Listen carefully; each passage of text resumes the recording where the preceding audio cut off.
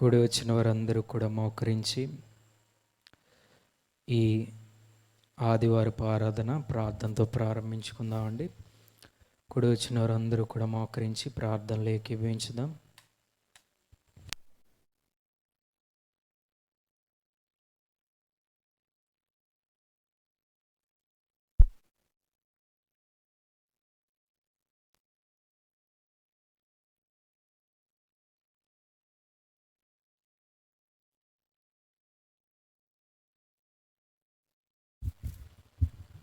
స్తోత్రం స్తోత్రం స్తోత్రం స్తోత్రం స్తోత్రం స్తోత్రం స్తుతి స్తుతి స్తుతి స్తుతి స్తోత్రం స్తోత్రం స్తోత్రం స్తోత్రం స్తోత్రం. మహోన్నతుడా, మహాగణుడా, పరిశుద్ధమైన తండ్రి, మీ ఘనమైన విలువైన నామానికి ప్రభువా లెక్కలేని వందనాలు, స్తుతులు, స్తోత్రములు తెలియజేస్తున్నాము తండ్రి.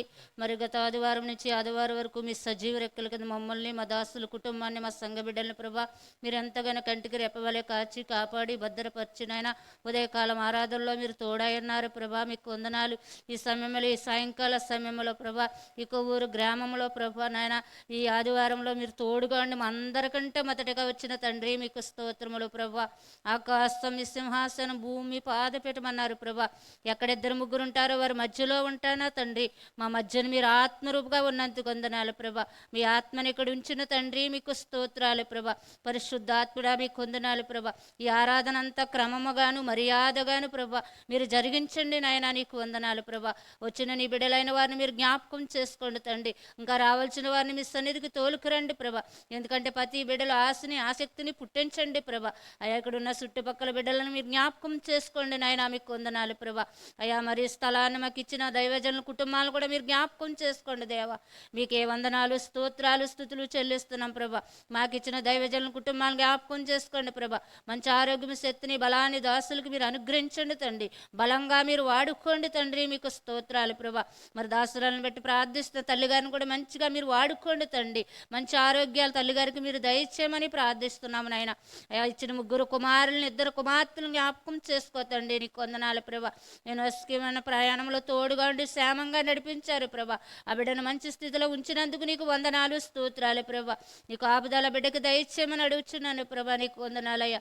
అయా పౌలను జ్ఞాపకం చేసుకో, ఆ బిడ్డను కూడా సేవకుడుగా వాడబడాలి ప్రభా. కృప చూపించునైనా నీకు వందనాలు అయ్యా. మరి సన్నివేశంలో ప్రార్థిస్తున్నాను తండ్రి. ఆ బిడ్డను కూడా మీరు బలపరిచి మంచి జాబుని ఆ బిడ్డకు అనుగ్రహించండి నాయన. ఆ బిడ్డకు ఆరాధనలు నడిపిస్తుండగా మీరు తోడుగా ఉండి ఆ బిడ్డను మీరు బలపరచమని ప్రార్థిస్తున్నాను. మంచి ఆరోగ్య బిడ్డకు దయచేతండి, నీకు వందనాలు. ఇచ్చిన ఇద్దరు ఆడబిడ్డలు జ్ఞాపకం చేసుకోండి ప్రభా. ఆటపాటల్లో బిడ్డలకు తోడుగండి, చదువు విషయంలో తోడుగండి, విజయాలు దయచండి ప్రభా. మా దాసులకు ఇచ్చిన గృహము చుట్టూ కంచివేయండి, వాహనం చుట్టూ కంచివేయండి ప్రభా. మీ చిత్తమైతే నాయన ప్రభా ఇక ఊరు గ్రామంలో మంచి గృహాన్ని మా దాసులకు అనుగ్రహించండి నాయన, మీకు వందనాలు అయా. మందిరం కట్టబడాలి, నేను గృహం కట్టబడాలి ప్రభా. మీ పాదాల వద్ద అడుగుతున్నాము తండ్రి. అడిగింది పొందుకున్నామని నమ్మమన్నారు కదా ప్రభా. మేము నమ్ముచున్నావు, నువ్వు చేసిన కార్యాన్ని బట్టి వందనాలు ప్రభా. మరి స్థలాన్ని ఇచ్చారు తండ్రి, వారిని బట్టి నీకు వందనాలు ప్రభా. ఇక్కడ ఆరాధనలు నడిపిస్తుండగా ప్రభా ప్రతి బిడ్డని ఇక్కడికి తోలుకురమ్మని ప్రార్థిస్తున్నాను తండ్రి. మేము చెప్పిన వారు నిండగా నువ్వు ఆకర్షించే దేవుడు గనుక ప్రభా ఈ కొవ్వూరు గ్రామ బిడ్డలను మీరు జ్ఞాపకం చేసుకోమని అడుగుతున్నానయ్యా. ఈ చుట్టుపక్కల ఉన్న బిడ్డలను కూడా జ్ఞాపకం చేసుకోతండి. ప్రతి మీ సన్నిధికి నడిపించమని అడుగుచున్నాను ప్రభా. అయా పేరమ్మంగా పేరించుకుంటుకుంటే ప్రార్థనలోని, పాటల్లోని ప్రభా, ఆరాధనలోని ప్రభా మీరు తోడుగా ఉండి వాక్య పరిసరలోని దాసు నిలబెట్టుకుని తండ్రి. మా అందరితో మీరే మాట్లాడి మమ్మల్ని బలపరచండి. నేను పుట్టు హృదయాలతో నీ సన్నిధికి వచ్చున్నాము తండ్రి. నిండాయిన దీవులు పట్టుకుని వెళ్ళటానికి కృప చూపించమని అయా. ప్రతి అవసరత అక్కర్లు మీరు తీర్చమని ప్రార్థిస్తున్నాను తండ్రి. అయా మొదటగా చేస్తున్న ప్రార్థనలు ఆలకిచ్చే దేవానికి వందనాలు ప్రభా. అయా మా ప్రార్థనలకు జవాబిచ్చే తండ్రి నీకు వందనాలు ప్రభా. అయా మీకు స్తోత్రాలు, స్తుతులు, వందనాలు చెల్లిస్తున్నాం తండ్రి. వచ్చిన నీ బిడ్డలైన వారిని మీరు జ్ఞాపకం చేసుకోండి ప్రభా, నీకు వందనాలు. ఈ కూడుకుని మీరు నా మహిమార్థంగా జరిగించండి. మాకు ఇచ్చిన యేసు కృపాసన్నిధి పరిసరాలన్నీ కూడా ప్రభా మీరు దీవించి ఆస్వాదించిన అభివృద్ధి పరిచే సంఘములు ఐక్యత, ప్రేమ దయచండి అయ్యా. ప్రార్థించే ఆత్మలు దయచండి అయ్యా. పరిసరసేసి ఆత్మలు దయచండి ప్రభా. సహకారుని పరిసారకుని ఎవరి బిడ్డలు ఎంపలేసులు ప్రభా మీరు లేవనెత్తి వాడుకోమని ప్రార్థిస్తున్నాం తండ్రి. అయా మీకు వందనాలు, స్తోత్రాలు, స్తుతులు చెల్లిస్తున్నాం ప్రభా. అయా మరి వివాహం కాని బిడ్డలకి వివాహాలు జరిగించినాను. ఉద్యోగం లేని బిడ్డలకు మంచి ఉద్యోగాలు ఇవ్వండి ప్రభా. గర్భిణీశీలకు సుఖమైన ప్రసవాన్ని దయచండి ప్రభా. గర్భబలాలు లేని వారు జ్ఞాపకం చేసుకోతండి. సంటి బిడ్డ తల్లి బాలంతలు దీవించుతండి. ఎదవరాల పక్షం మేర్చబడుతండి. కోర్టు సమస్యలు తీర్చు ప్రభా. ఆర్థిక ఇబ్బందులు విడుదల చేయండి. అప్పుల్లో ఉన్న వారికి సాయం చేయండి ప్రభా. అయా గృహాలు లేని బిడ్డల గృహాలు దయచేయండి ప్రభా. అయా మీకు వందనాలు ప్రభా. చదువుచున్న బిడ్డల కొరకు ప్రార్థిస్తున్నానయ్యా. ప్రతి బిడ్డల చదువుల్లో జ్ఞానము, తెలివి, జ్ఞాపశక్తి ఇచ్చినాను. మంచి విజయాలు పొందుకోవడానికి కృప చూపించయ్యా. బిడ్డలు ఎగ్జాములు రాస్తున్నారయ్యా, మీరు తోడైండండి ప్రభా. రాసిన బిడ్డలకు మంచి విజయాలు ఇమ్మని ప్రార్థిస్తున్నానయ్యా. ప్రతి బిడ్డను మీరు గుర్తు చేసుకోండి అయ్యా. అనారోగ్యాలతో ఎంతోమంది బిడ్డలు ఉన్నారు ప్రభా. మంచి ఆరోగ్యాలు దయచేయమని ప్రార్థిస్తున్నాము తండ్రి. అయ్యా మీకు వందనాలు ప్రభా. వచ్చిన నీ బిడ్డలైన వారు అందరినీ మీకు జ్ఞాపకం చేసుకుని ప్రభా. రావాల్సిన బిడ్డల ప్రయాణాల్లో తోడండి, క్షేమంగా నడిపించమని ఈ కూడికి ఆది నుంచి అంచు వరకు మీరే మహిమకరంగా జరిగించి అయ్యా ఈ మందిరం చుట్టూ నీ కాపుదల కంచెంచమని ప్రార్థిస్తున్నాం తండ్రి. అయ్యా మీకే వందనాలు, స్తోత్రాలు, స్తుతులు చెల్లిస్తూ మాకు ఇచ్చిన పరిసరాలన్నీ దీవించి ఆస్తరించమని, మీ నామానికి మహిమను, ఘనతను, ప్రభావాలు పొందుకోమని యేసయ్య శక్తిగల నామమును అడిగి ప్రార్థిస్తున్నాను పరమ తండ్రి గారు. ఆమేన్.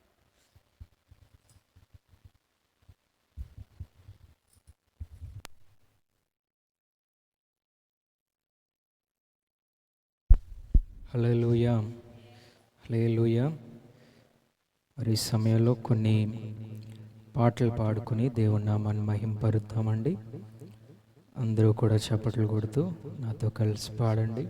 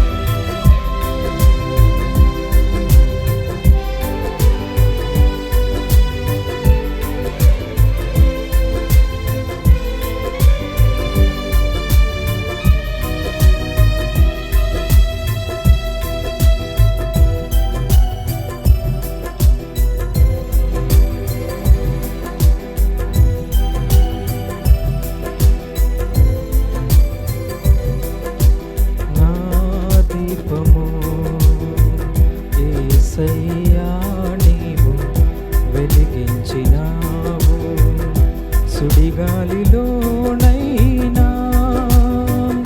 జడివానలోనైనా ఆరిపోదులే నీవు వెలిగించిన దీపము. నీవు వెలిగించిన దీపము, నీవు వెలిగించిన దీపము, నీవు వెలిగించిన దీపము, నీవు వెలిగించిన దీపము. చప్పట్లు కొడుతూ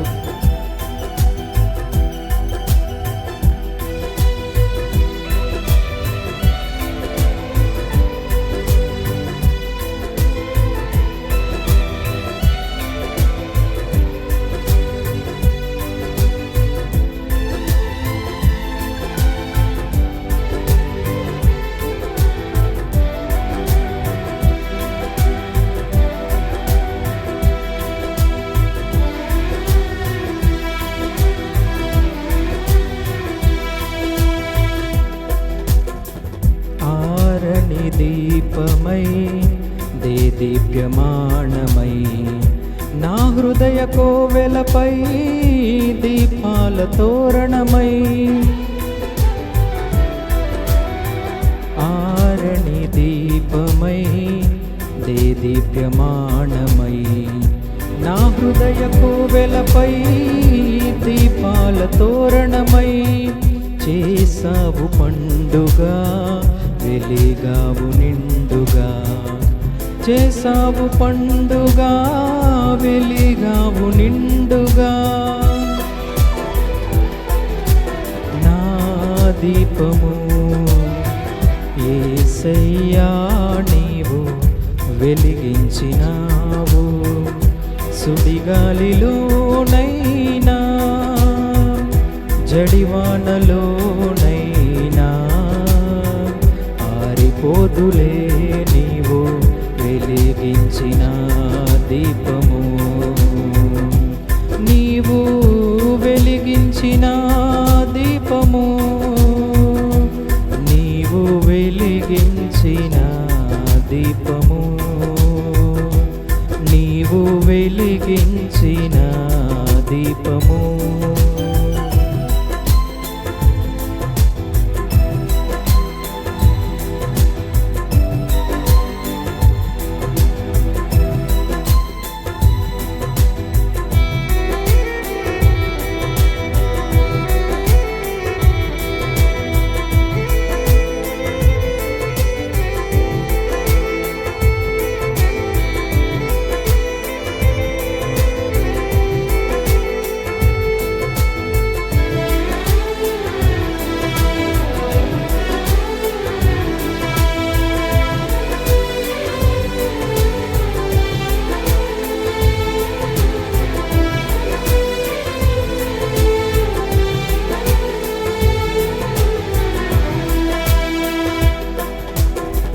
మారని నీ కృప నన్ను వీడనన్నది, మర్మాల బడిలో నా సేద తీర్చుచున్నది. మారని నీ కృప నన్ను వీడనన్నది, మర్మాల బడిలో నా సేద తీర్చుచున్నది. మ్రోగించుచున్నది ప్రతి చోట సాక్షిగా, మ్రోగించుచున్నది ప్రతి చోట సాక్షిగా. నా దీపము యేసయ్యా నీవు వెలిగించినావు. సుడిగాలిలోనైనా జడివానలోనైనా ఆరిపోదులే నీవు వెలిగించిన దీపము. నీవు వెలిగించిన దీపము, నీవు వెలిగించిన దీపము, నీవు వెలిగించిన దీపము.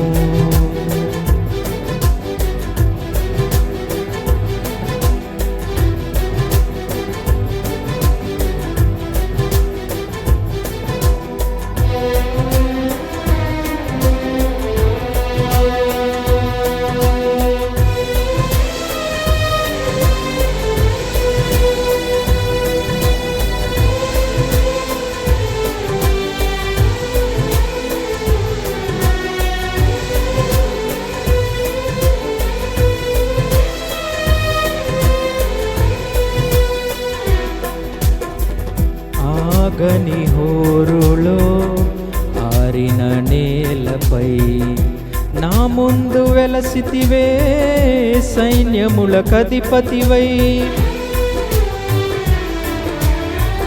ఆగని హోరులో ఆరిన నేలపై నా ముందు వెలసితివే సైన్యములకధిపతివై.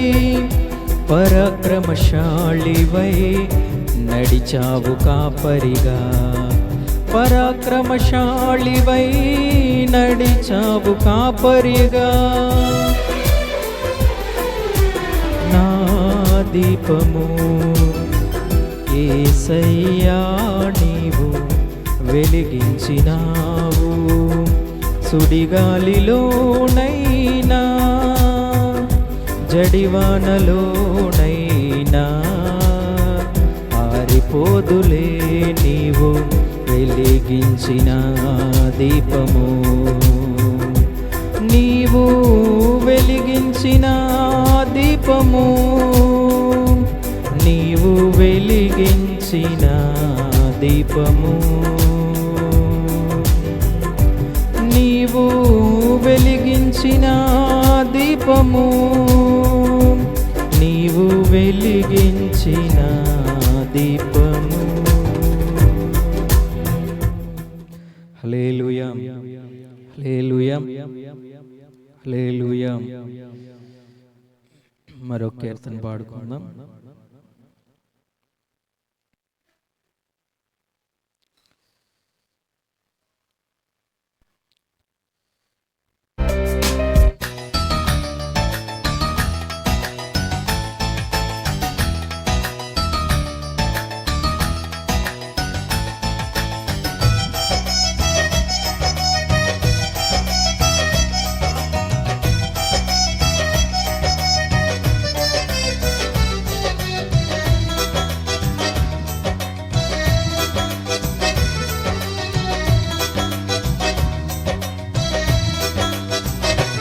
యేసు రక్తము, రక్తము, రక్తము, యేసు రక్తము, రక్తము, రక్తము, అమూల్యమైన రక్తము, నిష్కళంకమైన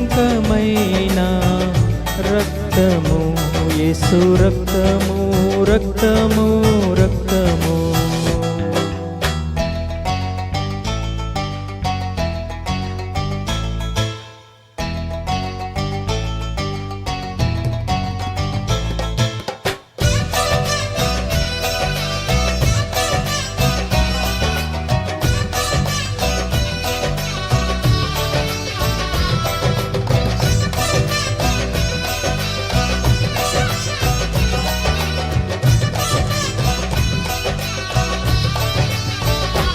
ప్రతి ఘోర పాపమును కడుగును మన యేసయ్యా రక్తము. ప్రతి ఘోర పాపమును కడుగును మన యేసయ్యా రక్తము. బహు దుఃఖములో మునిగెనే, చెమట రక్తముగా మారెనే. బహు దుఃఖములో మునిగెనే, చెమట రక్తముగా మారెనే. యేసు రక్తము, రక్తము, రక్తము, యేసు రక్తము, రక్తము, రక్తము, అమూల్యమైన రక్తము, నిష్కళంకమైన రక్తము, యేసు రక్తము, రక్తము, రక్తము.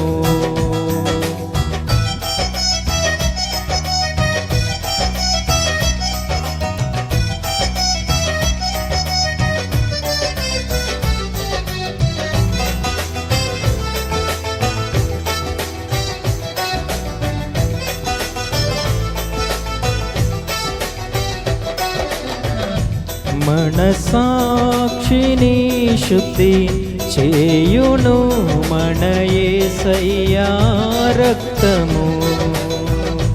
మనసాక్షిని శుద్ధి చేయును మన యేసయ్యా రక్తము. మన శిక్షను తొలగించెను, సంహారమునే తప్పించెను. మన శిక్షను తొలగించెను,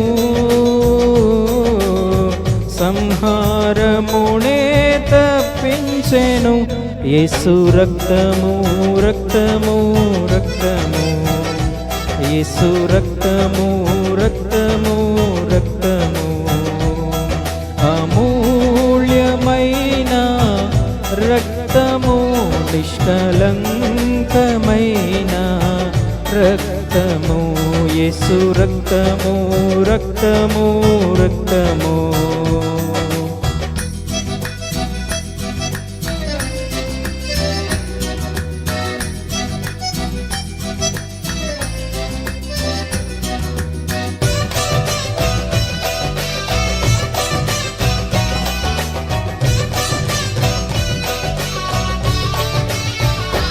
మహాపరిశుద్ధ స్థలములో చేర్చును మన యేసయ్యా రక్తము. మహాపరిశుద్ధ స్థలములో చేర్చును మన యేసయ్యా రక్తము.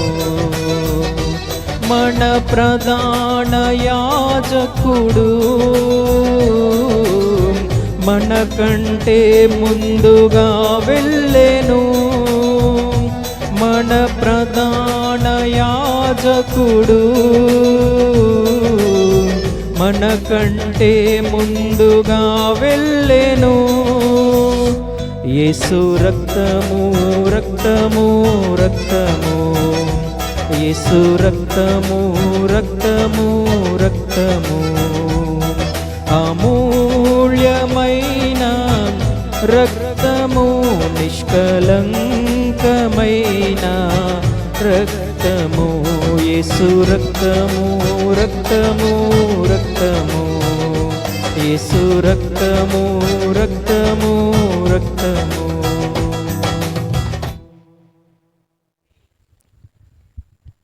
హల్లెలూయా హల్లెలూయా. అందరూ కూడా లేచి నిలబడి కీర్తనల గ్రంథం మొదటి కీర్తన ధ్యానవాక్యంగా చదువుతాం. అందరూ కూడా లేచి నిలబడి మీ బైబిల్ గ్రంథాలు తెరిచి కీర్తనల గ్రంథం 1వ కీర్తన ధ్యానవాక్యం చదువుతామండి.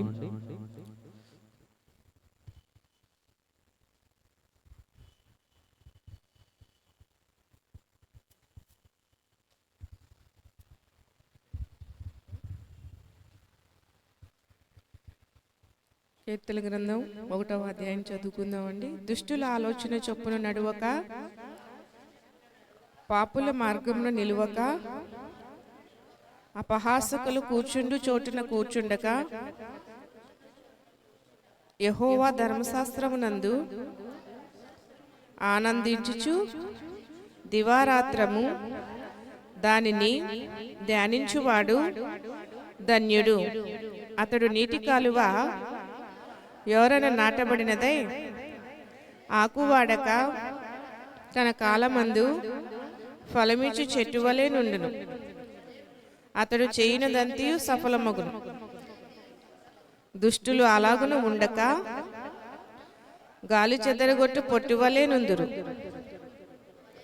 కాబట్టి న్యాయ విమర్శలో దుష్టులను, నీతిమంతుల సభలో పాపులను నిలువరు. నీతిమంతుల మార్గము యెహోవాకు తెలియను, దుష్టుల మార్గము నాశనమునకు నడుపును. ఈ కొద్ది మాటలు దేవుడు మనందరి వికుల్లో దీవించును గాక. ఆమేన్.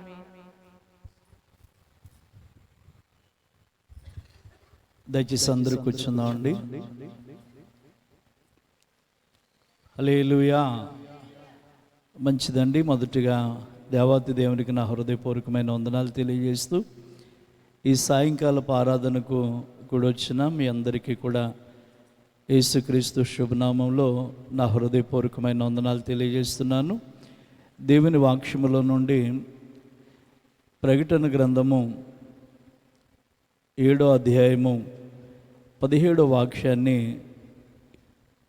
చదువుదాం. బైబిల్లో ఉన్న వారందరూ కూడా ప్రకటన గ్రంథము 7వ అధ్యాయము 17వ వచనంలో దేవుడే వారి కండ్ల నుండి, అక్కడి నుంచి చదువుదామండి. దేవుడే వారి కండ్ల నుండి ప్రతి బాష్పపు బిందువును తుడిచివేయును. చిన్న ప్రార్థన చేసుకుందాం. ప్రేమ నమ్మకం గల మా యేసు ప్రభువా, పరిశుద్ధుడు అయిన తండ్రి, నీ ఘనమైన నామాన్ని బట్టి వందనాలు. ఈ 2026 సంవత్సరంలో తండ్రి తమరు పరిచర్లకు మాకు ఇచ్చిన ఈ వాగ్దానాన్ని బట్టి మిమ్మల్ని ఎంతగానో స్తుతిస్తూ, ఈ రాత్రి మీరు ఇచ్చిన ఈ వాగ్దానాన్ని ఎత్తుబట్టి కొన్ని నిమిషాలు ధ్యానిస్తూ ఉండగా నన్ను పూర్తిగా సిలువ చెంత మరుగుపరిచి సిలువ ముఖాంతరంలోంచి మీరు మా అందరితో మాట్లాడి మా చెవులకు వినుబుద్ధి పుట్టించండి. వాక్యమైన తండ్రి, మమ్మల్ని మేముగా మీ చేతులకు అప్పగించుకుంటూ యేసయ్య శక్తి కలిగిన నామాన అడిగి ప్రార్థన చేస్తున్నాము తండ్రి. ఆమేన్. ప్రియులారా, దేవాది దేవుడు ఈ 2026 సంవత్సరంలో కృపా సన్నిధి అనే మన పరిచర్యలో దేవుడిచ్చిన మంచి మాట ఏంటంటే, దేవుడే వారి కన్నుల నుండి ప్రతి బాష్పపు బిందువును తుడిచివేయును. ఈ చదువుతున్న మాటలను బట్టి మనం ఆలోచన చేసినట్లయితే దేవుడు మనకు ఎలా కనబడుతున్నాడంటే, మన కన్నీటిని తుడిచేవానిగా మనకు కనబడుతున్నాడు.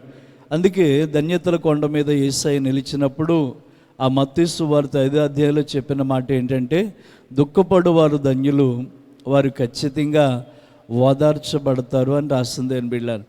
లోకము పరిస్థితులు మనల్ని ఏం చేస్తూ ఉంటాయంటే దుఃఖపడేలాగా ఏడిపించేటట్టు ఉంటాయి. కానీ దేవుడట అటువంటి వారందరి కన్నీళ్లను తుడిచట, వారి బాష్ప బిందువులనట తుడిచి వేస్తాను. దుఃఖపడుతున్నావు కదా, నేను నీ దుఃఖాన్ని ఏం చేస్తాను అన్నాడంటే ధన్యతగా నేను మారుస్తాను అన్నాడండి. ఇంకా మీకు అర్థం అవడానికి ఈ రాత్రి 2-3 వచనాలు మీకు తెలియచేసే ముందు, దేవుడు వాగ్దానం చేశాడంటే దాన్ని తప్పనిసరిగా ఆయన నెరవేర్చి తీరుస్తాడు దేవుని బిడ్డలను. చాలామంది అనుకుంటారు, దేవుడు నాకు వాగ్దానం ఇచ్చాడు కదా, నా వాగ్దానం ఎందుకు నెరవేరలేదు అని మనం అనుకోకూడదు. ఒకసారి రండి, 31st నైట్ జనవరి 1వ తారీఖున ఒక ఆవిడ తన భర్త కొరకు వాగ్దానం తీసుకుందట.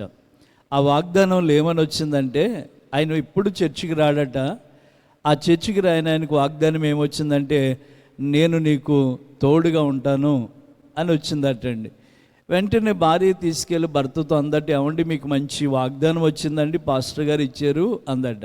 ఏం వాగ్దానం ఇచ్చారు అంటే, దేవుడు మీకు తోడుగా ఉంటాడటండి అని చెప్పాడు.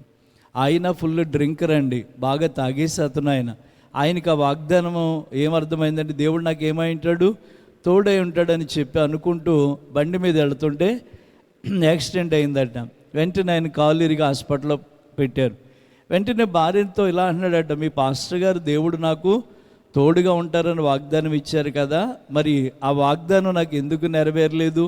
దేవుడు తోడుగా ఉంటే నా కాలు ఎందుకు ఇరిగింది అన్నాడట. దేవుని బిడ్డారా, మనలో చాలామంది అనుకునేది అదే, దేవుడు వాగ్దానం చేశాడు కదా, ఎందుకు నెరవేరలేదు? దేవుడు వాగ్దానం ఇచ్చాడు కదా, ఎందుకు జరగలేదంటే, దేవుడు వాగ్దానం ఇచ్చాడు అంటే దాన్ని తప్పక నెరవేరుస్తాడు. అబ్రహాముకి చేసిన వాగ్దానాలు దేవుడు నెరవేర్చాడు. ఎప్పుడు? దేవుడు చెప్పినట్టుగా అబ్రహాము విన్నప్పుడు, చేసినప్పుడు. దేవుని బిడ్డలు, దేవుని వాగ్దానాలు మన జీవితాల్లో ఖచ్చితంగా దేవుడు నెరవేర్చి తీరుస్తాడు. పరిచర్య కొరకు తీసినప్పుడు ఇదే మాట వచ్చింది, దేవుడే వారి కండ్ల నుండి ప్రతి బాష్పపు బిందువును తుడిచి వేస్తాడని రాసింది అని బిడ్డలు. దాన్ని బట్టి మనము ధైర్యం తెచ్చుకోవాల్సింది ఏదన్నా ఉందా ఈ మాటలు అంటే, మన జీవితంలో ఇప్పటివరకు ఏ పరిస్థితులు అయితే మనల్ని కన్నీరు కార్పించినాయో, ఏ విషయంలో అయితే ఇప్పటిదాకా మనం దుఃఖపడతా వచ్చామో, వాటన్నిటి నుంచి కూడా దేవుడు మనకి విడుదల దేవుడు కలగజేయబోతున్నాడు. యోహాను సువార్తలో మనం 16వ అధ్యాయంలోకి వెళ్ళి 20వ వచనాన్ని ఒకసారి చదివితే అక్కడ మరీ తేటగా కనబడుతుంది. యోహాను సువార్త 16వ అధ్యాయము చూడండి, 20వ వచనాన్ని చూద్దాం. మీరు ఏడ్చి ప్రలాపిస్తారు కానీ ఈ లోకము సంతోషించదు, మీరు దుఃఖింతురు కానీ మీ దుఃఖము సంతోషమగునని మీతో నిశ్చయముగా చెప్పుచున్నాను. దేవుని స్తోత్రం చెప్పాలండి. హల్లెలూయా.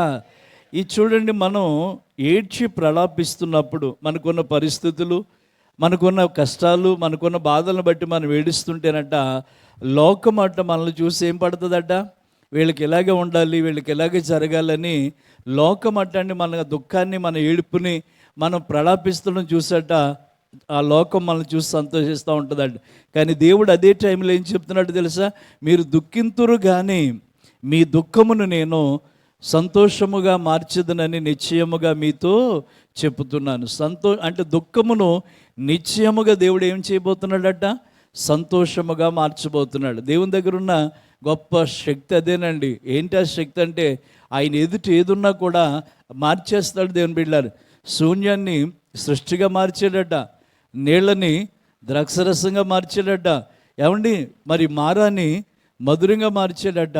మరి ఈ విధంగా చెప్పుకుంటూ వస్తే ఈ రాత్రి కూడా దేవుడు మనతో చెప్తున్న మాట అదే, మీ దుఃఖాన్ని నేను దుఃఖాన్ని సంతోషంగా నేను మార్చబోతున్నాను. ఆమేన్ చెప్పండి. మన దుఃఖాన్ని దేవుడట సంతోషంగా మార్చబోతున్నాడట. దేవుని బిడ్డలారా, మనం ప్రలాపించి ఏడుస్తూ ఉంటే లోకం మనల్ని చూసి నవ్వుతూ ఉన్నప్పుడు మీరు దుఃఖిస్తూ ఉన్నారు, కానీ మీ దుఃఖాన్ని నేను ఎలా మార్చబోతున్నానంటే సంతోషానికి మార్చబోతున్నా. అసలు దుఃఖం ఎందుకు వస్తుంది చెప్తారు? అసలు దుఃఖం ఎందుకు వస్తుంది చెప్పండి? తగినంత బాధ ఉంటేనే తప్ప ఎవరు పడితే వాళ్ళు ఏడవరు. దేవుని బిడ్డలారా, బైబిల్ గ్రంథంలో మరి అబ్రహామును గురించి 2-3 విషయాలు మీకు తెలియజేస్తాను. అబ్రహాముకి చాలా సంవత్సరాలు పిల్లలు లేనప్పుడు అండి, తన దాసితో మరి వెళ్ళి ఒక కుమారుని కన్నారు. ఆ కుమారుడి పేరే ఇస్మాయేల్. కన్నప్పుడు మరలా శారమ గర్భవతి చక్కటి కుమారుని కంది. ఆ కుమారుని పేరే ఇస్సాకు. ఈ తర్వాత ఆ ఇంట్లో ఏమొచ్చిందంటే కొన్ని ప్రాబ్లమ్స్, అంటే కొన్ని సమస్యలు ఏర్పడి వెంటనే అబ్రహాముని పిలిచి దాసి కుమారుని నువ్వేం చేయాలంటే వెళ్ళగొట్టాలి అని వెంటనే అబ్రహాముతో చెప్పినప్పుడట ఆ విషయంలో అబ్రహాము దుఃఖపడ్డాడని రాసి ఉంటుంది. చూడండి, ఆదికాండము 21వ అధ్యాయము 12వ వాక్యాన్ని మనం చదువుతున్నామండి. ఆదికాండము 21వ అధ్యాయము 12వ వచనం. అయితే దేవుడు ఈ చిన్నవాణిని బట్టి నీ దాసిని బట్టి నీవు దుఃఖపడవద్దు. ఎవరు చెప్తున్నారు? దుఃఖపడుతున్న అబ్రహాముని ఏమంటున్నాడు దేవుడు? నువ్వు నీ కుమారుని బట్టి నీ దాసిని బట్టి ఏం పడొద్దంటే దుఃఖపడవద్దు. నిజమేనండి, ఈ రోజున మనకున్న అనారోగ్యాలను బట్టి, ఆర్థికమైన పరిస్థితులను బట్టి, బిడ్డలను బట్టి తల్లిదండ్రులుగా అందరూ ఏం చేస్తున్నామంటే దుఃఖపడుతున్నాం. ఇలాగనే అబ్రహాము కూడా తన కుమారుడి విషయంలో దుఃఖపడుతుంటే నేరుగా దేవుడు మాట్లాడుతున్న మాట ఏంటంటే, ఇదిగో ఈ కుమారుడు, ఈ చిన్నవాడిని బట్టి కానీ నీ దాసిని బట్టి కానీ నువ్వేం పడొద్దు, దుఃఖపడొద్దు. 11వ వచనంలో అంటాడు కదా, 11వ వచనం, అయినను నీ దాసి కుమారుడు నీ సంతానమే కాబట్టి అతన్ని కూడా గొప్ప జనముగా చేసేదనని అబ్రహాముతో చెప్పాను. దేవుని స్తోత్రం చెప్దామండి. ప్రియులారా, ఈ మాటలు మీరు బాగా ఆలోచించేయండి. అబ్రహాము తన కుమారుడైన ఇస్మాయిల్ని, తన దాసి అయిన ఆగర్ని వదిలిపెట్టవలసి వచ్చినప్పుడు ఏం పడుతున్నాడట? దుఃఖపడుతున్నాడు. దేవుని బిడ్డలారా, అంటే అబ్రహాములో ఉన్న దుఃఖాన్ని ఎవరు చూశారు? దేవుడు చూసి దేవుడే వచ్చి అంటున్నాడు, ఎందుకు ఏడుస్తావు, ఎందుకు దుఃఖపడతావు, నీ కుమారుని బట్టి ఎందుకు దుఃఖపడతావు, ఇతడు కూడా నీ కొడుకే కాబట్టి ఇతన్ని నేను గొప్ప జనంగా చేస్తాను, ఇతన్ని గొప్పవానిగా చేస్తానని చెప్పి అబ్రహాముని ఏం పడొద్దని ఓదార్చాడంటే దేవుడు దుఃఖపడవద్దని. ఈ రాత్రి దేవుని మాటలు వింటున్న మనతో కూడా దేవుడు అదే చెప్తున్నాడు. మీరు దుఃఖిస్తూ ఉన్నారు, కానీ మీ దుఃఖాన్ని నేను ఎలా మార్చబోతున్నానంటే సంతోషానికి మార్చబోతున్నాను అన్నాడు. అంటే దుఃఖం ఎలా మారుస్తాడట? సంతోషంగా మారుస్తాడు. అంటే సంతోషం కలగాలంటే ఏదో గుడ్ న్యూస్, లేకపోతే ఏదో ఒక శుభం, ఏదో ఒక మంచి జరిగినప్పుడే, మేలు జరిగినప్పుడే మనం ఏం చేస్తామండి? సంతోషించగలుగుతాం.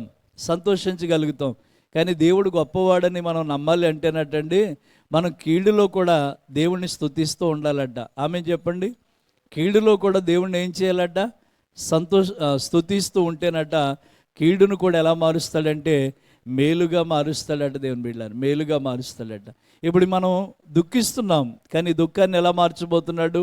సంతోషంగా మార్చబోతున్నాడు. కుమారుడి విషయంలో అబ్రహాము దుఃఖిస్తూ ఉన్న సమయంలో అబ్రహాముని ఏమన్నాడు తెలుసా? నీవు దుఃఖపడవద్దు, నీవు దుఃఖించొద్దు, ఈ కుమారుడిని నేను ఏం చేస్తానంటే గొప్ప జనముగా నేను చేసి వారిని నేను ఆశీర్వదిస్తానని చెప్పి దేవుడు అబ్రహాముకి మాట ఇచ్చాడు. ఆ క్రమంలో వారిని బెహెర్షెబా అనే అరణ్యంలో వదిలేశారండి. వదిలేసినప్పుడు అక్కడ ఏం జరిగిందంటే, అక్కడికి వెళ్ళిన తర్వాత హాగరు ఎలుగెత్తి ఏడుస్తుందట. ఇప్పుడు దాకా ఎవరు ఏడ్చారు?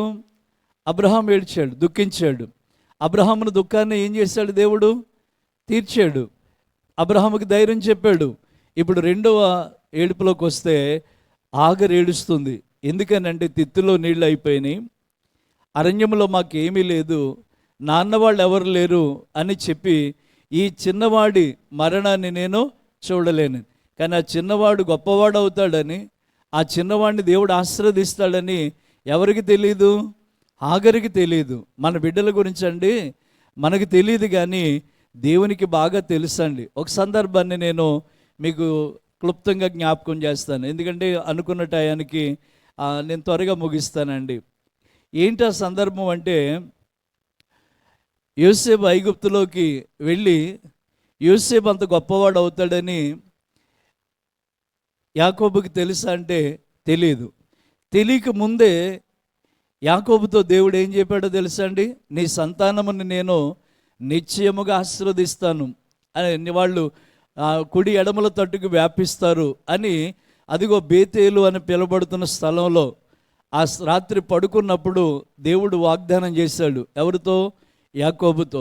దేవుడు వాగ్దానం చేసిన దేవుడు మర్చిపోకుండా యాకోబు కుమారుడైన యోసేపుని ఏం చేశాడంటే గొప్పవానిగా చేశాడు. చేసిన తర్వాత ఒక 2 పిల్లలను కన్నాడు. వారి పేర్లు మనష్షే, ఎఫ్రాయిములు. మనష్షే, ఎఫ్రాయిములు తీసుకుని తండ్రి దగ్గర తీసుకొచ్చాడు. అప్పటికే తండ్రి అయిన యాకోబు గారు కండ్లు కనబడట్లేదండి. ఆయనకి కండ్లు కనబడకపోతే వచ్చి అన్నాడు, నానా ఇదిగో నీ మనవలు ఇరుగో, దేవుడు నాకు ఇచ్చిన బిడ్డలు ఇరుగో, పెద్దవాడు మనష్షే, చిన్నవాడు ఎఫ్రాయిం అని చెప్పి తండ్రి పాదాల దగ్గర తీసుకొచ్చి పాడేస్తే యాకోబు వాళ్ళని దగ్గరికి తీసుకుని ఆదికాండం 48వ అధ్యాయం 4వ వచనంలో యోసేపుతో ఏమంటాడో తెలుసా అండి? ఆదికాండము 48వ అధ్యాయము 4వ వచనం, ఇదిగో నీకు సంతానాభివృద్ధి పొందించి నిన్ను విస్తరింపచేసి నీవు జనముల సమూహమగునట్లు చేసి నీ తరువాత నీ సంతానమునకు ఈ దేశమును నిత్య స్వాస్థ్యముగా ఇచ్చదనని సెలవిచ్చాను. దేవుని స్తోత్రం చెప్దామండి. నానా లూస్ అనే ప్రాంతములో, తర్వాత బేతేలుగా మారింది అది. ఆ ప్రాంతంలో ఉండగానే నాకు ఇంకా వివాహము కాకుండా ఉండగానే ఇదిగో మీరు పుట్టకముందే దేవుడు ఏమైనా మాట ఇచ్చాడు తెలుసా? నీ సంతానాన్ని నేను విస్తరింపచేస్తానని మాట ఇచ్చాడట. ఎంత ప్రణాళిక అండి! మన మీద దేవుని ప్రణాళిక ఎంత గొప్పదండి! మన బిడ్డల మీద దేవుని ప్రణాళిక ఎంత గొప్పదండి! చాలా ఆశ్చర్యమైన మాట కదా ఇది. అలా చెప్పి ఇది ఎప్పుడో దేవుడు చెప్పాడు నాన్న, అందుకే నువ్వు గొప్పవాడు అయ్యావు, అందుకే నీ బిడ్డలు, నీ సంతానం ఎంత అభివృద్ధి పొందింది అని చెప్పి ఆ బిడ్డలను తన దగ్గరని తీసుకొచ్చి తండ్రి ఎదుట నిలబెట్టాడు. నిలబెడితే తండ్రి కళ్ళు కనబడట్లేదు యాకోబు గారికి. వెంటనే ఆయన ఏం చేశాడంటే తన కుడి చేతినేమో ఎఫ్రాయిం మీద, తన ఎడమ చేతినేమో మనష్షే మీద ఇస్తే యోసేపు అంటాడు, నాన్న అది కాదు నాన్న, నీవు పొరపాటు చేస్తున్నావు. నీ కుడి చేయేమో పెద్దవాడి మీద ఉండాలి, నీ ఎడమ చేయేమో చిన్నవాడి మీద ఉండాలి. నీ కళ్ళు కనబడక నువ్వు కొంచెం తొందరపడుతున్నావు, పొరపాటు చేస్తున్నావు అంటే అప్పుడు యాకోబు ఏమన్నాడు తెలుసా? లేదు నేను కరెక్ట్గానే చేస్తున్నాను, ఎందుకంటే పెద్దవాడి కంటే చిన్నవాడు గొప్ప జనంగా చేయబడుతున్నాడని చెప్పాడు. దేవుని స్తోత్రం చెప్దామండి. హల్లెలూయా. మనం బిడ్డలను కంటామంట కానండి, దేవుడు వారిని ఎలా చేయాలో దేవుని చేతిలో ఉంటుందట. దేవుని స్తోత్రం. హల్లెలూయా. కనుక ఇక్కడ గొప్ప జనంగా చేయాలనుకున్నాడు. అందువలన యాకోబు ఎదుటున్న మనష్షే, ఎఫ్రాయిములు పెద్దవాడు చిన్నవాడు నిలబడితే పెద్దవాడి మీద పెట్టవలసిన కుడి చేయట చిన్నవాడి మీద పెట్టి బ్లెస్ చేస్తున్నాడట అండి, దీవిస్తున్నాడట. ఈ మాట చదువుతూ ఉండగానే మనం ఒకసారి ఆలోచన చేసుకోవాలి దేవుని బిడ్డలు. దేవుని ప్రణాళికలో మన బిడ్డలు ఉన్నారండి. దేవుని ప్రణాళికలో మన కుటుంబం ఉంది. దేవుని ప్రణాళికలో మనం అందరం ఉన్నాం. దేవుని బిడ్డలు అందరూ ఉన్నామండి. లేకపోతే ఈరోజు మనం ఎలా ఉంటామంటే ఇలా ఉండమండి. చాలా దేవుడు ఆశ్చర్య కార్యాలు చేసే దేవుడు అండి, అద్భుత కార్యాలు చేసే దేవుడు అండి. ఇస్మాయిల్ పట్ల దేవుడు కలిగి ఉన్న ప్రణాళిక తెలియక తండ్రిగా ఏడుస్తున్నాడు అబ్రహాం. ఈ రోజున మన పిల్లల పట్ల దేవుడు కలిగి ఉన్న ప్రణాళిక తెలియక మనం దుఃఖిస్తూ ఉంటాం దేవుని బిడ్డలు. ఆ దుఃఖాన్ని దేవుడు సంతోషంగా మార్చబోతున్నాడు దేవుని బిడ్డలు. మీరు దుఃఖిస్తురు కానీ మీ దుఃఖము సంతోషంగా మారునని నిశ్చయముగా దేవుడు మీతో చెప్తున్నాడు. ఈ సంవత్సరం ఈ వాగ్దానం ఎందుకు ఇచ్చారో నాకు అర్థం కాలేదు, కానీ ఖచ్చితంగా పరిచర్యలో యేసు కృపా సన్నిధి పరిచర్యలో ఇచ్చిన వాగ్దానం అందరి జీవితాల్లో నా తండ్రి నెరవేర్చును గాక, అందరి కుటుంబాల్లో దేవుడు నెరవేర్చును గాక. ఇప్పుడు హాగరు కూడా ఇస్మాయిల్ విషయంలో ఎలుగెత్తి ఏడుస్తుంది, చిన్నవాడి మరణం నేను చూడలేను అని వెలుగెత్తి ఏడుస్తూ అని దూరంగా పాడేసి కూర్చుంటే అక్కడికి ఎవరు వచ్చారు? విడిచిపెట్టిన అబ్రహాము కానీ త్రోసేసిన శారా కానీ ఎవ్వరూ రాలేదు అని బిడ్డారు. ఆ హాగరు కన్నీళ్లను తొడవడానికి ఎవరు వచ్చారంటే అక్కడికి దేవుడే వచ్చి అంటాడు, హాగరు నీకు ఏమొచ్చిందని పలకరించాడట. ఏమొచ్చింది నీకు అన్నాడట. నిజంగా ఆ స్థలంలో ఎవ్వరూ రాలేదు ఆమె దగ్గరికి. ఆమె కన్నీళ్లు తొడవడానికి ఎవరు వచ్చారంటే నా యేసయ్య, నా దేవుడు వచ్చి ఆమె కన్నీళ్లను తుడిసి అంటాడు, నీకేమొచ్చింది? ఇదిగో ఈ చిన్నవాడి ఉన్న చోట అని చెప్పి నీటి బొగ్గను పుట్టించట. ఇదిగో వీడిని నేను గొప్ప జనంగా చేయబోతున్నాను, వీడిని నేను ఆశీర్వదించబోతున్నాను, ఈ అరణ్యములో ఒక గొప్ప వీలుకారుడిగా నేను వాడిని ఏర్పాటు చేసుకున్నానని చెప్పి ఇదిగో అబ్రహాము ఆ బిడ్డ కొరకే ఏడ్చాడు. హాగరు కూడా ఆ బిడ్డ కొరకే ఎలుగెత్తింది. వీరిద్దరి యొక్క కన్నీటిని ఎవరు తుడిచారంటే దేవుడే తుడిచి ఆ బిడ్డ జీవితాన్ని బాగు చేశాడు. అంటే అది ఆ బిడ్డని గొప్పవానిగా దేవుడు చేశాడు. ఆమె చెప్పండి దేని బిడ్డలారా, మనం ఏ విషయంలో అయితే దుఃఖపడుతూ ఉంటామో వాటన్నిటిని కూడా దేవుడు సంతోష కారణాలుగా దేవుడు మార్చునుగాక. ఖచ్చితంగా దేవుడు మారుస్తాడు దేని బిడ్డలారా. మరొక వాక్యాన్ని పరిశుద్ధ గ్రంథంలోంచి మనం చూడగలుగుతాం. యెషయా గ్రంథము 35వ అధ్యాయము 9వ వాక్యాన్ని చదువుదామండి. యెషయా గ్రంథము 35వ అధ్యాయం 9వ వచనం. అక్కడ సింహం ఉండదు, క్రూర జంతువులు దాన్ని ఎక్కవు, అవి కనబడవు. అక్కడ విమోచింపబడిన వారే అక్కడ నడుస్తారు. యెహోవా విమోచించిన వారు పాటలు పాడుచు తిరిగి సియోనుకు తిరిగి వస్తారు. వారి తలల మీద నిత్య ఆనందం ఉండును, వారు ఆనంద సంతోష గలవారై వచ్చెదరు, దుఃఖమును నిట్టూర్పులు ఎగిరిపోవును. దేవుని స్తోత్రం చెప్పండి దేని వీళ్ళను ప్రియులరా. అక్కడ ఏముండవటండి, సింహాలు కానీ క్రూర మృగములు ఏమీ కనబడవట. అంటే హాని జరగడం కీడు జరగడం అనేది లేకుండా చేసేటండి. మళ్ళీ తిరిగి ఎక్కడికి తీసుకొస్తాడంటే సియోనులోనికి తీసుకొస్తాడట. సియోను అనగా దేవుని మందిరం, దేవుని సన్నిధి. దేవుని సన్నిధిలోకి వస్తుంటేనట మనకి భయాలు లేకుండా దేవుడు చేస్తాడట, మన మీద కీడు రాకుండా దేవుడు చేస్తాడటండి. అంతేకాదండి, మనం ఎంత బాధలో ఉన్నా మనం దేవుణ్ణి స్తుతిస్తూ సంతోషానంద గానాలు చేస్తూ విమోచించడం అంటే అప్పుడు దాకా కన్నీళ్లతోనూ, అప్పుడు దాకా రోగాలతోనూ, అప్పుడు దాకా అప్పులతోనూ బంధకాలతో అన్నిటితో బంధించబడిన మనకి విడుదల ఇచ్చేటండి. మనల్ని ఎలా తీసుకొస్తాడంటే సియోనులోనికట వారి తలల మీద నిత్య ఆనందం సంతోషాలు నింపుతాడట. ఆమేన్.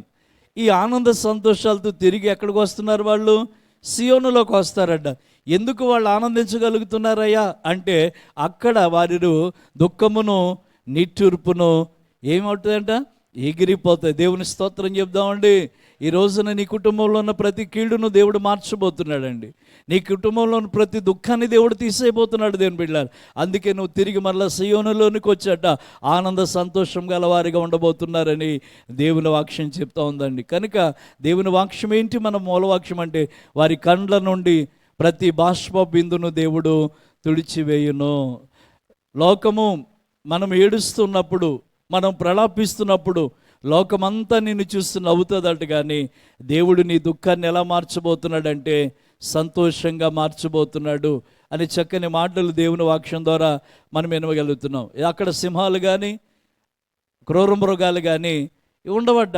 అంటే హాని చేసే ప్రజల మధ్యలోంచి, కీడులోంచి ప్రభు నిన్ను దాటించుకున్నట్ట సియోనులోనికి నిత్య ఆనందము గలవారిగా మిమ్మల్ని దేవుడు తీసుకురాబోతున్నాడు. మీరున్న ప్రదేశంలోనట, మీరు ఉన్న స్థలములోనట ఏమి కనబడవట మీకు? ఇంకా దుఃఖమును నిట్టూర్పులను ఎగిరిపోతాయట. దేవుని స్తోత్రం అండి. చాలా ఆశ్చర్యమైన మాట ఇది. నేను అంటున్నాను దేవుని బిడ్డలారా, ఇప్పుడు దాకా మన ఇంట్లో, లేకపోతే ఇప్పుడు దాకా మన ఒంట్లో ఏదో పరిస్థితి ఉండి మనం దుఃఖిస్తూనే, ప్రలాపిస్తూనే, ఏడుస్తూనే ఉన్నాం దేవుని బిడ్డలారా. కానీ దేవుడు ఈ నూతన సంవత్సరంలోనికి ప్రవేశింపజేసి దేవుడు ఇస్తున్న వాగ్దానము మన అందరి పట్ల దేవుడు నెరవేర్చబోతున్నాడు. ఆమె చెప్పండి దేవుని బిడ్డలారా, మన అందరి పట్ల నెరవేర్చబోతున్నాడు. నేను చిన్న మాట చెప్పాను, చాలామంది దాన్ని చాలామంది చూశారండి. యూట్యూబ్లో షార్ట్ మెసేజ్లో చిన్న మాట చెప్పానండి. ఒక బిడ్డ ఏడుస్తుంటేనటండి 100 మంది తల్లులను నిలబెడితేనట, ఒక చిన్న బిడ్డ ఏడుస్తూ ఉంటే 100 మంది తల్లులను నిలబెడితే ఒక తల్లి చేతిలో పెడితే ఆ తల్లి ఆ బిడ్డ ఏడుపుని మానిపించలేదట. రెండో తల్లి అలా 99 మంది చేతుల్లోకి వెళ్ళినా కూడా ఆ బిడ్డ ఏడుపును ఎవరు కూడా ఆ మానిపించామని ఎవరు ఓదార్చలేరట.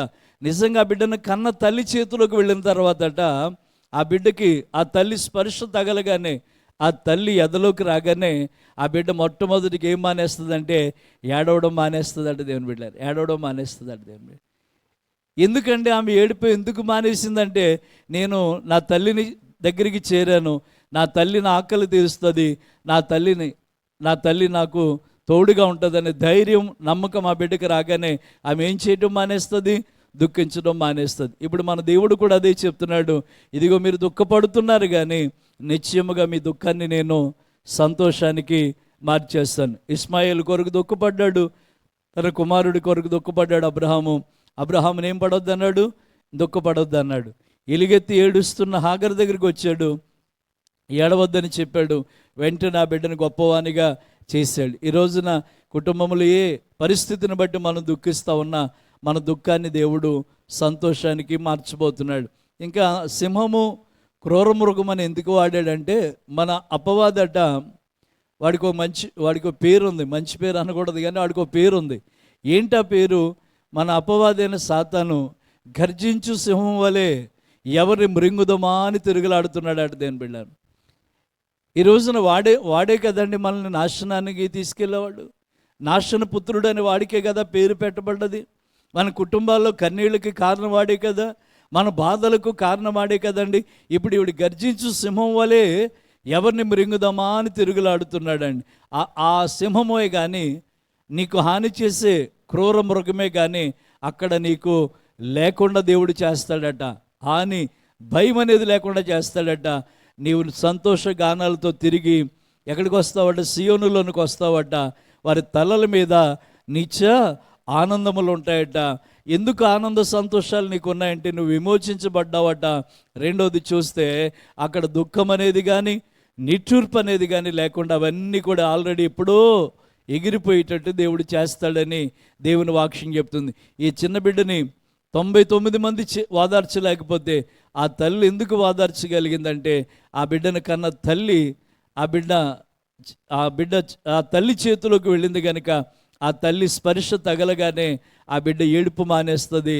నా తల్లి నా ఆకలి తీరుస్తుంది, నా తల్లి నాకుందనే ధైర్యం ఆ బిడ్డకు వచ్చినప్పుడు ఆమె చేసే మొట్టమొదటి పని ఏంటంటే ఆమె ఏడవడం మానేస్తుంది అండి. ఈ రోజున మన దేవుడు ఎవరయ్యా అంటే మన కన్నీటిని తుడిచేవాడు, మన దుఃఖ దినములు సమాప్తం చేసేవాడు, మన దుఃఖము నిట్టూర్పులు ఎగిరిపోయేలా చేసేవాడిని మనం కలిగి ఉన్నాం కనుక 2-3 వచనాలు ఇంకా చదివి బైబిల్లో కీర్తనకారుడు చెప్పిన మాట ఒకటి చదవండి.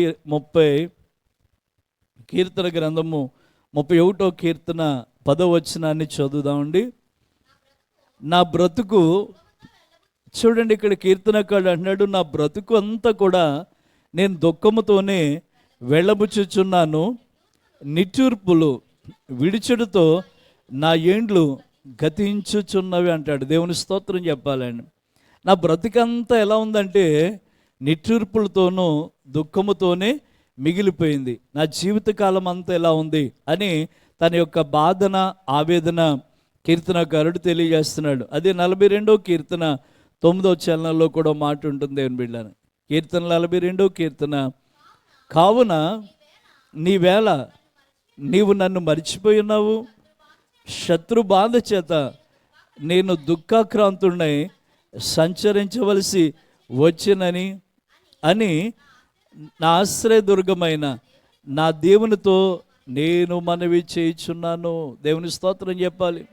నాకు ఆశ్రయం నీవేనాయనా, నా శత్రు భయం చేత దుఃఖాక్రాంతుడై ఉన్నానయ్యా, నా దినములన్నీ కూడా నిట్టూర్పులతోని బాధలతో దుఃఖంతోనే గడుపుతున్నానయ్యా, నీవు నాకు ఆశ్రయంగా ఉండయ్యా అని కీర్తనకారుడు సెలవిచ్చినట్లుగా ఈ రాత్రి దేవుడు మనకిచ్చిన వాగ్దానం అంతా కూడా నా తండ్రి ఆయన చిత్తములో నెరవేర్చబోతున్నాడు. దేని బిడ్డలను ఆయన చిత్తములో మన ఇచ్చిన మాటను నెరవేర్చబోతున్నాడు కనుక మనం అందరూ కూడా దేవుని సందులో అడగాల్సింది ఒకటే, ప్రభువా ఈ లోకములో మమ్మల్ని ఎవరు పట్టించుకున్నా పట్టించుకోకపోయినా, ఈ లోకంలో మమ్మల్ని ఎవరు చూసినా చూడకపోయినా నువ్వు చూస్తున్నావు తండ్రి అంటే కనుక ఖచ్చితంగా దేవుడి కార్యాన్ని చేస్తాడండి. ఇంకెలా చెప్పుకుంటూ వెళితే చాలా సందర్భాలు ఉంటాయి, కానీ అవన్నిటినీ చెప్పే సమయం లేదు కనుక ఒకే ఒక మాట దేవుడు మనకి ఇచ్చిన వాగ్దానం ఏంటంటే, మీరు దుఃఖిస్తున్నారు కానీ మీ దుఃఖాన్ని నేను సంతోషానికి నేను మార్చబోతున్నాను. అబ్రహాము కుమారుని విషయంలో, ఆగరు కుమారుని విషయంలో దుఃఖిస్తూ వచ్చారు, కానీ దేవుడు వచ్చి వాళ్ళని ఏమన్నాడు? దుఃఖపడొద్దు అన్నాడు. కానీ యాకోబు చెప్తున్న మాటే, దేవుడు ఇచ్చాడంటే వాగ్దానం, ఆ వాగ్దానం మీ సంతానం మీద ఉంటుందయ్యా అని చెప్పి తన కుమారుడైన యోసేపు కుమారులు మనష్య ఎఫ్రాయిముల దగ్గర తీసుకున్నట్టండి, తన కుడి చేతినేమో చిన్నవాని మీద, తన ఎడమ చేతినేమో పెద్దవాని మీద ఉంచాడట. తండ్రి మీరు కొంచెం రాంగ్గా వీళ్ళని ఆశీర్వదించబోతున్నారు, వీడు చిన్నోడు వీడు పెద్దోడు, మీ చేయి మార్చండి అన్నాడు. కానీ వెంటనే ఏమన్నాడు తెలుసు? కాదు, దేవుడు ఇలాగే చేయమంటున్నాడు, పెద్దవాడి కంటే చిన్నవాడిని దేవుడు గొప్పవానిగా చేయబోతున్నాడు. అలా అని చెప్పి పెద్దవాడిని వదిలేస్తాడా? ఆ మాట కూడా చదువుకుంటే చాలా మంచి మాట అండి అది.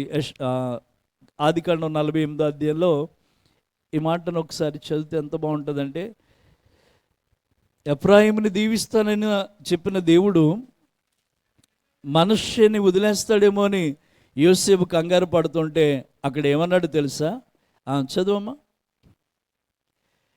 14వ వచనం చదివితే, మనష్య పెద్దవాడైనందున ఇశ్రాయేలు తన చేతులను యుక్తిగా వాని చిన్నవాడైన ఎఫ్రాయిము తల మీద కుడి చేతిని, మనష్య తల మీద తన ఎడమ చేతిని ఉంచెను. అప్పుడు యోసేపు దీవించి, నా పితరులు అబ్రహాం ఇస్సాకు ఎవని ఎదుట నడుచుకుందురు ఆ దేవుడు నేను పుట్టింది మొదలుకొని నేటి వరకు ఎవడు నన్ను పోషించునో ఆ దేవుడే. దేవుని స్తోత్రం చెప్పాలండి. హల్లెలూయా. ఇక్కడ దేవుడు యాకోబు వాగ్దానం చేస్తుంది, ఎవరు నన్ను పుట్టించారో, నేటి వరకు ఎవడు నన్ను పోషించుచున్నాడో ఆ దేవుడే ఆశీర్వదించబోతున్నాడని చెప్పి మనష్షే ఎఫ్రాయిములను ఏం చేశారట? దీవించినట్టుగా మనం చూడగలుగుతున్నామండి. నాకు ఈ మాట ఎందుకో చాలా ఆశ్చర్యం అనిపించింది అని బిడ్డారు. తండ్రి అనుకున్నాడు, అయ్యో మా నాన్న ఇలా చేస్తున్నాడు ఏంటి అనుకున్నాడు, కానీ తిరిగి అంటాడు, కంగారు పడొద్దు, ఈ చిన్నవాడు పెద్దవాడి కంటే చిన్నవాడు దీవించబడతాడు అని చెప్తూ, అలా అని చెప్పి పెద్దవాడిని కూడా దేవుడు వదిలేయడు, వాడిని కూడా దేవుడు ఏం చేస్తాడు? గొప్పవానిగా చేస్తాడని చెప్పి మీ 19 వచ్చిన చూద్దామా.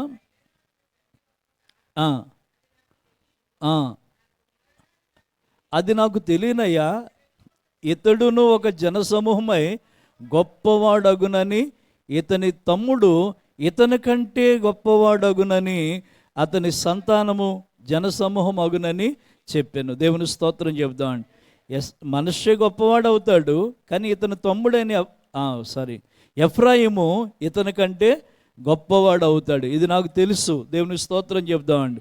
ఎందుకంటే నన్ను పోషించి నేటి వరకు నన్ను బ్రతికించిన దేవుడు చెప్తున్నాడు, వీళ్ళని నేను ఇలాగా బ్లెస్ చేయబోతున్నాను, ఇలా ఆశీర్వదించబోతున్నాను. మరి వాగ్దానాలన్నీ దేవుడు నెరవేర్చడండి, ఖచ్చితంగా నెరవేరుస్తాడు. అదే దేవుడి పూట మనందరితో చెప్తున్న మాట. ఏంటి ఆ మాట అంటే, దేవుడే వారి కండ్ల నుండి ప్రతి బాష్ప బిందును తుడిచివేయబోతున్నాడు. లోకము మనం ఏడుస్తున్నప్పుడు లోకం మనల్ని చూసి సంతోషిస్తుందట. మీరు దుఃఖిస్తున్నారు కానీ మీ దుఃఖమును నేను సంతోషమునకు మార్చెదనని దేవుడు చెప్తున్నాడు. కనుక మనకున్న భయములను దేవుడు తొలగించి, మనకున్న కన్నీటిని దేవుడు దుఃఖాన్ని తీసేసట, మన తలల మీద నిత్యానందం ఉంచట, విమోచింపబడిన వారిగా మళ్ళా తిరిగి సియోనుకి తీసుకొచ్చట. మన ఎదుట ఇంకా దుఃఖమే కానీ నిట్టూర్పులే కానీ కనబడకుండా అవి ఎగిరిపోయేలా దేవుడు చేయబోతున్నాడని యెషయా గ్రంథంలోంచి కూడా మనం నేర్చుకున్నామండి. కనుక ఈ మాటను నమ్ముదాం దేని బిడ్డలారా. ఇప్పటివరకు ఏ విషయంలోనైనా దుఃఖపడుతూ ఉన్నామేమో, ఏ విషయంలోనైనా ఏడుస్తూ కన్నీళ్లు కారుస్తున్నావేమో, ఇదిగో నీ దుఃఖమును దేవుడు ఎలా మార్చబోతున్నాడంటే సంతోషంగా మార్చబోతున్నాడు. నీ దుఃఖ దినములు ఆయన సమాప్తం చేయబోతున్నాడు. ఇదిగో మీరు దుఃఖపడుతున్నారు, దుఃఖపడువారు మీరు ధన్యులుగా మార్చబడతారని నా ప్రభు చెప్తున్నాడు. అలాంటి కృప దేవాది దేవుడు మనందరి జీవితాల్లో జరిగించి నెరవేర్చునుగాక.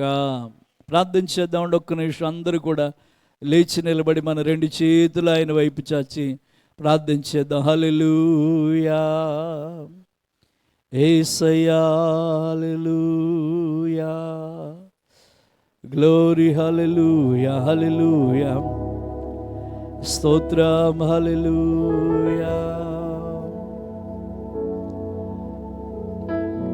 స్తోత్రం హల్లెలూయా యేసయ్యా.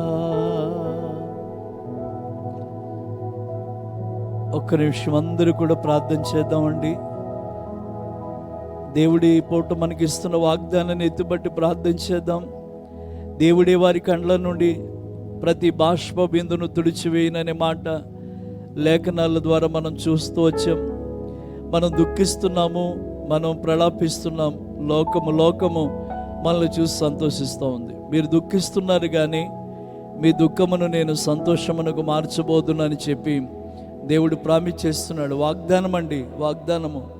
ఆయన మాట ఇచ్చి తప్పక నెరవేరుస్తాడు. దేని బిడ్డ ఒక్క నిమిషం అందరూ కూడా రెండు చేతులు అలా పైకెత్తి, ప్రభువా మేము ఏ విషయంలో దుఃఖపడుతున్నామో, ఏ విషయంలో మేము ప్రలాపిస్తున్నామో, ఏ విషయంలో మేము అంగలారుతున్నామో అయ్యా మనుషులు ఎవరికి తెలియకపోయినా నీకే తెలుసయ్యా, నీకే తెలుసయ్యా అని చెప్పి ఒక్క నిమిషం ప్రార్థన చేద్దామండి. యాకోబు చెప్తున్న మాట, నానా దేవుడు వాగ్దానం ఇచ్చాడంటే అది నెరవేరుస్తాడురా, ఖచ్చితంగా నెరవేరుస్తాడురా. అబ్రహాం ఏడుస్తున్నాడు తన కుమారుడి విషయంలో. అబ్రహామా, ఈ కుమారుని విషయంలో దుఃఖపడొద్దు, వీడిని గొప్ప జనముగా చేయబోతున్నాను నేను. హాగరు ఏడుస్తుంది తన కుమారుడి విషయంలో, ఎలుగెత్తి ఏడుస్తుంది. హాగరు ఈ గొప్ప జనంగా చేయబోతున్నాను అంటున్నాడు. ఈరోజున అనేక మంది బిడ్డల విషయంలో కన్నీళ్లు కారుస్తూ ఉంటారు.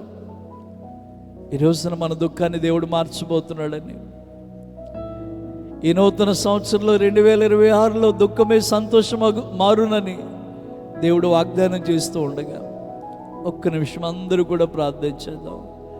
హల్లెలూయా యేసయ్యా హల్లెలూయా. బ్రతుకునావా పగిలినా, కడలి పాలైనను, అలలు ముంచి వేసిన, ఆశలు అణగారినా, బ్రతుకునావా పగిలినా, కడలి పాలైనను, అలలు ముంచి వేసిన, ఆశలు. నీ మాట చాలయ్యా, నీ చూపు చాలయ్యా, నీ తోడు చాలయ్యా, నీ నీడ చాలయ్యా. నీ మాట చాలయ్యా, నీ చూపు చాలయ్యా, నీ తోడు చాలయ్యా, నీ నీడ చాలయ్యా, నీ నీడ చాలయ్యా.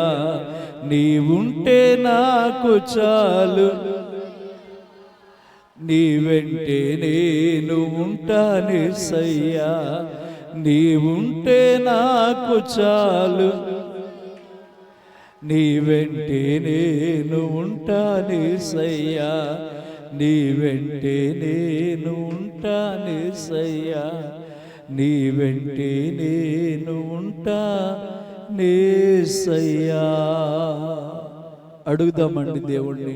తన కుమారుడి విషయంలో ఎలుగెత్తి ఏడుస్తూ సంతోషంగా మార్చువాడా, మా బాష్ప బిందువులు తుడిచివాడా, మా దుఃఖము నిట్టూర్పులు ఎగిరిపోయేలా చేసేవాడా, నీ సహాయం మాకు కావాలయ్యా. నిన్ను ఆశ్రయిస్తున్నామయ్యా. విమోచింపబడిన వారిని సంతోషగానములతో తలల మీద నిత్యానందము నింపి సియోనుకు తీసుకొస్తానన్నవాడా, శత్రు భయము లేకుండా, శోధనలు లేకుండా, దుఃఖము నిట్టూర్పులు ఎగరగొట్టి మా తలల మీద నిత్యానందం ఉంచుతానన్న దేవా, నీవే మాతో వాగ్దానము చేసావు గనుక నీ మాటను నెరవేర్చండి తండ్రి అని చెప్పి ఎవరి మట్టుకు వారు ప్రార్థించేద్దామండి. హల్లెలూయా యేసయ్యా. మన కన్నీళ్లు నేల మీద పడకముందే ఆయన పాదాలు తడుపుతూ ఉన్నాయి దేవుని బిడ్డలారా. ఒక్క నిమిషం అందరూ ప్రార్థన చేద్దాం. హల్లెలూయా. ప్రార్థన చేసుకుందామండి.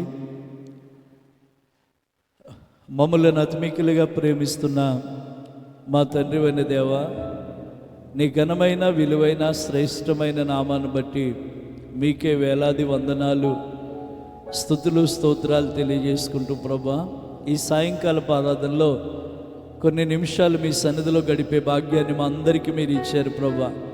మీరు చెప్పి ఉన్నారు తండ్రి, ఎక్కడ నా నామాన్ని 2-3 కూడా ఏకీభవిస్తారో వారి మధ్యలో నేనున్నానని సెలవిచ్చిన గొప్ప దేవుడు. పరిస్థితులు మమ్మల్ని దుఃఖపడేటట్టుగా, పరిస్థితులు మమ్మల్ని ప్రలాపించేటట్టుగా, పరిస్థితులు మమ్మల్ని కన్నీరు కార్చేటట్టుగా చేస్తుండగా మా దుఃఖమునే సంతోషముగా మార్చుదనని నిశ్చయముగా మీరు వాగ్దానం చేసి ఉన్నారు తండ్రి. అందును బట్టి మీకు కృతజ్ఞతాస్తుతులు, వందనాలు తెలియజేసుకుంటూ కొన్ని సందర్భాలు మా ఎదురు పెడుతూ, అబ్రహాం ఏడ్చినప్పుడు, దుఃఖించినప్పుడు అబ్రహామును దుఃఖపడొద్దని వాదార్చిన దేవుడు నీవే, ఎలుగెత్తి ఏడుస్తున్న ఆఖరి కన్నీళ్లు తుడిచిన వాడు నీవే ప్రభా. ఈ రోజున ఈ సన్నిధిలో ఉండి ప్రభా, నీ మాటలు వింటున్న వారందరూ దుఃఖము సంతోషంగా మార్చండి తండ్రి. ప్రతి దుఃఖమును నాట్యంగా మార్చండి ప్రభా. దుఃఖ దినములన్నీ కొట్టివేయండి తండ్రి. ఇదిగో నీ సన్నిధిలో ఉండే నిత్య ఆనందములు, సంతోషములు నీ బిడ్డలకు దయచేయండి ప్రభా. సియోనికి తలల మీద నిత్య ఆనందం పొందుకొని తిరిగి వస్తారన్న వాగ్దానములు నా తండ్రి వీరి జీవితంలో నెరవేర్చి కృప చూపించమని సమస్త మహిమ, ఘనత, ప్రభావాలు మీకే అర్పిస్తూ ఇది ఈ చుట్టుపక్కల ఉన్న గృహస్థులందరినీ మీరు దీవించండి తండ్రి. ఆరోగ్యములతో నింపండి ప్రభా, ఆయుష్లతో నింపండి ప్రభా. శారీరకమైన అనారోగ్యాలు ఎవరిలోనే ఉంటే విడుదల కలిగించండి ప్రభా. నీ రక్షణ భాగ్యం వారందరికీ దయచేయమని ఈ రాత్రి ప్రతి మాట కూడా, ప్రతి జీవితంలో కూడా నా తండ్రి మీరు నెరవేర్చి మీ నామానికి మీరు మహిమ తీసుకురమ్మని సమస్త మహిమ, ఘనత, ప్రభావాలు మీకే ఆరోపిస్తూ యేసయ్య శక్తి కలిగిన నామాన అడిగి ప్రార్థన చేస్తున్నాము తండ్రి. ఆమేన్. మన తండ్రి యొక్కయు కుమారుడైన యేసుక్రీస్తు యొక్కయు పరిశుద్ధాత్మ యొక్క అన్యుని సహవాసము, సన్నిధి, తోడ్పాటు కుటుంబ బిడ్డలకును వారి కుటుంబాలకుని ఈ చిన్న పరిచర్కు ఆయన కృప సదాకాలము తోడేచి నడిపించును గాక. ఆమేన్, ఆమేన్, ఆమేన్. అందరికీ వందనాలండి. దేవుని కృప మనందరి కుటుంబాలకి తోడేచ్చును గాక. ఆమేన్. Praise the lord.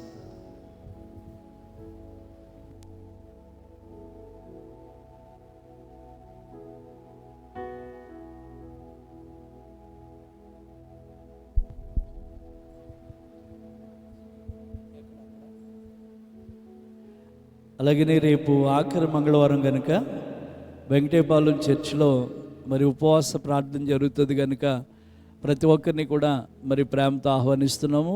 ఈ లైవ్లో వీక్షిస్తున్న వారందరికీ ప్రేమపూర్వకమైన ఆహ్వానం. ఆఖరి మంగళవారం జరిగే ఉపవాస ప్రార్థనకి మీ అందరికీ కూడా ఆహ్వానాన్ని తెలియజేస్తున్నాం. దేవుని కృప మనందరికీ తోడేయచ్చునుగాక. ఆమేన్.